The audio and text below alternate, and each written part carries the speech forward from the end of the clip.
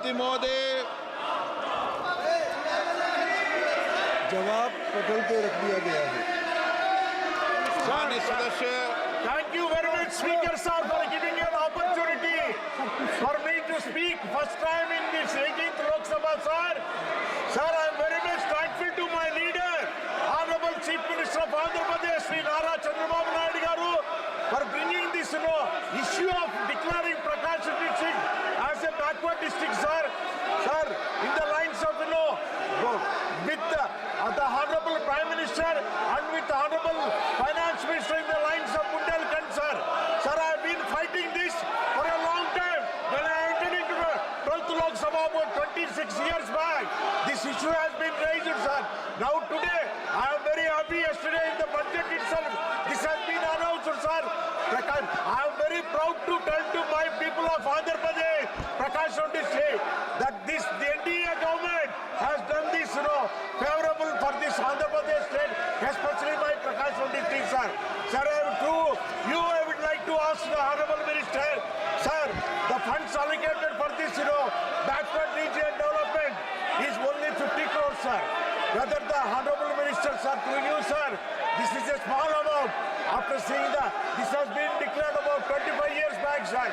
With now, the population increase and the inflation, whether this 50 crores is going to be increased, sir. Sir, the Aspirational Districts Program is a pan-India program. It is a brainchild of the Honorable Prime Minister, and in 2018, all districts were assessed as to find out who were the lowest ranked in living index. 112 districts were selected, and out of those 112 districts, we have tried to make sure that these districts come up at par with the rest of the better off districts in the country. The theme in all these districts to make them rise above their backwardness is convergence, cooperation and competition. Convergence of all government schemes, whether they are state government schemes or whether they are government of India schemes. And then we have made one step forward and asked for cooperation between the state governments and the central governments. And thereafter, we've had competition amongst all these 112 districts through a delta ranking system, whereby according to the baseline, the performance of each of these districts, how further it has gone up or down, has been decided. Now, Andhra Pradesh had 3 districts which were in the list of 112 aspirational districts. However, 2 of these aspirational districts, namely Visakhapatnam and Vijayanagar, were bifurcated. And instead of Visakhapatnam, Alluri... आप सदन नहीं चलाना चाहते, प्रश्नकाल नहीं चलाना चाहते, सदन में नियोजित तरीके से गतिरोध करना ठीक नहीं है। और माननीय सदस्यगणों, संसद में प्रदर्शन करते समय इस बात का ध्यान रखना चाहिए कि किसी भी माननीय सदस्य को गेट पे आने पे गतिरोध पैदा नहीं होना चाहिए। मैंने बुलाकर भी चर्चा की है और ये उचित नहीं है, मुझे कई माननीय सदस्यों ने लिखा है। सदन में मैं व्यवस्था दे रहा हूं कि प्रश्नकाल में न प्रतिपक्ष न सत्ता पक्ष की तरफ से किसी को भी बोलने की इजाज़त नहीं होगी। केवल प्रश्नकाल में प्रश्नकाल ही चलेगा, ये व्यवस्था है। Second supplementary. Sir, thank you very much, Speaker, sir.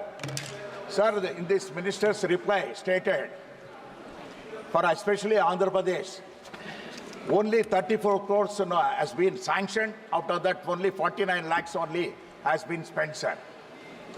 What is the reason also, I would like from the Honorable Minister, and not only that, sir, I requested him also whether this 50 crores is going to be increased later, because 50 crores is a very small amount for a district, for a development, sir.